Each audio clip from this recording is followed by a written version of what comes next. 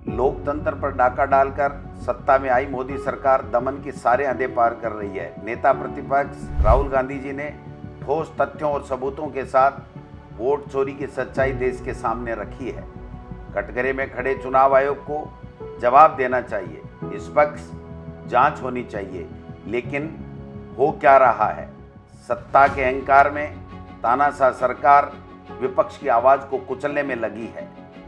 Vote चोरी पर जवाब देने की जगह आज जिस तरह से कांग्रेस अध्यक्ष आदरणीय खड़गे जी, नेता विपक्ष राहुल जी, कांग्रेस महासचिव प्रियंका जी और इंडिया गठबंधन के सांसदों को हिरासत में लिया गया है, यह अत्यंत निंदनीय और दुर्भाग्यपूर्ण है।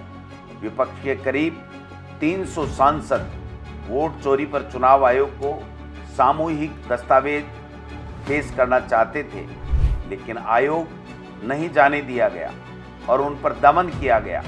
संसद के सामने लोकतंत्र की हत्या की गई। खड़गे जी और राहुल जी देश में आधी आबादी की आवाज़ हैं, वो कोई साधारण व्यक्ति नहीं है।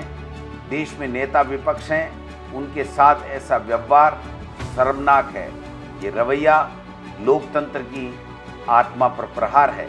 लोकतंत्र की बुनियाद ही है कि गंभीर आरोपों की जांच पड़ताल हो, देश की जनता को सच्चाई बताई जाए, क्योंकि ये संविधान बचाने की लड़ाई है, हर नागरिक का वोट बचाने की लड़ाई है। अगर ये खुलासा कोई पत्रकार, मीडिया हाउस या एजेंसी करती तो क्या जांच नहीं कराई जाती? क्या चुनाव आयोग पत्रकारों के खुलासे पर भी एफिडेविट मांगता है? अटल जी से लेकर आडवाणी जी तक और स्वयं नरेंद्र मोदी जी ने विपक्ष में रहते चुनाव आयोग पर सवाल उठाए हैं। क्या चुनाव आयोग ने उनसे एफिडेविट लिए थे? वोट चोरी के खुलासे के बाद देश की जनता का भरोसा हिल गया है।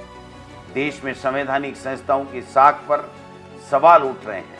भाजपा और चुनाव आयोग के गठबंधन का पर्दाफाश हो चुका है। चुनाव आयोग को राजनीतिक भाषा बंद करके वोट चोरी पर राहुल जी के सवालों का जवाब देना चाहिए और साफ वोटर लिस्ट उपलब्ध कराने